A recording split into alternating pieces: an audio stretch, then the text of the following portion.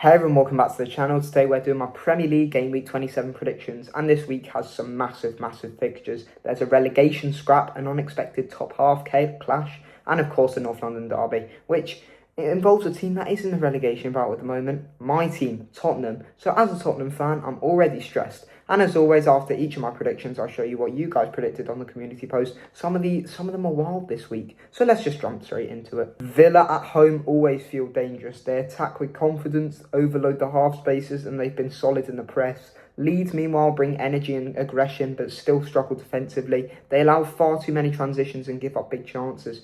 I think Leeds do score because they always find a moment, but Villa's quality in midfield and their ability to control the tempo at home gives them the edge. Brentford at home are a problem. They're physical, they press well, and they're incredibly dangerous on set pieces. Brighton are still great going forward, but they've been far too open defensively, conceding cheap goals and struggling to deal with quick transitions, exactly what Brentford thrive off, and Brighton are slowly digging themselves into that relegation battle as well. So I think Brighton get one, but Brentford edge it with their intensity. Chelsea at home against clubs in the bottom half usually dominate the ball and create loads of chances. Burnley try to play possession football, but simply don't have the squad for the style. They get opened up too easily, especially on crosses and through balls. Chelsea should control this from start to finish. I'm backing a comfortable routine win. West Ham are strong at home, but inconsistent. Some games they look fantastic, others they look completely flat. Bournemouth under Iraola are one of the most intense pressing teams in the league and create loads of chances through transitions. Both sides have strengths, both sides have issues, so I think this ends level. Please, Man City, please. Man City at home is just unfair at times. Even when rotating or dealing with injuries, they dominate territory, possession and control the entire match. Exactly what I'm hoping. Newcastle have heart but concede too many away goals and allow too many big chances. City structure should be too much for them across 90 minutes.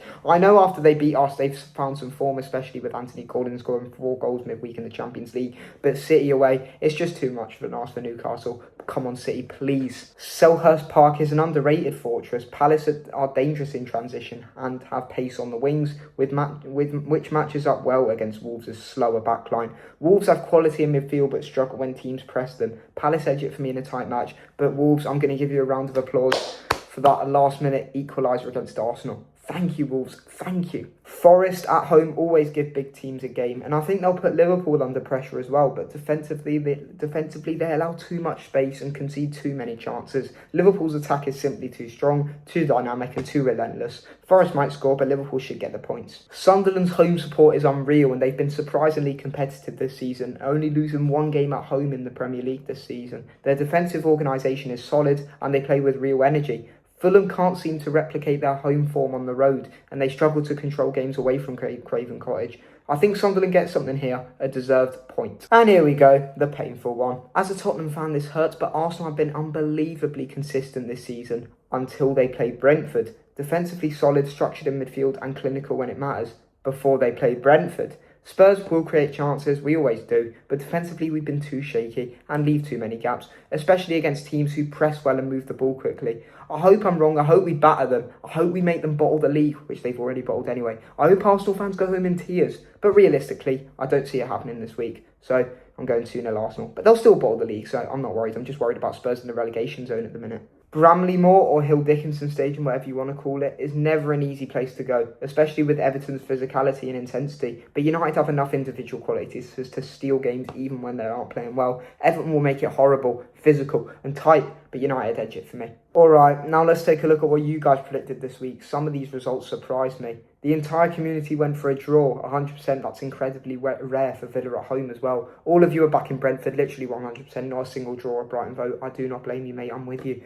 Chelsea dominate the votes, but a surprising 29% of you think Burnley pull off a shock. I don't see it, mate. Nobody went for a draw, which is interesting since I predicted one. Most of you think West Ham take it. Don't blame you as well. Strong batting for City this week, no surprise there. Come on, City, please. Pretty balanced spread. A lot of you think Wolves get something out of this. Don't blame me for what they did against Arsenal. Big support for Liverpool, but still 20% think Forest pull off an upset at home. Well, they did play well midweek in the Europa League against Fenerbahce, so I don't blame you there either.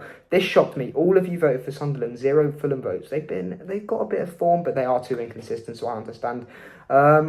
You guys are much more confident in Spurs than I am.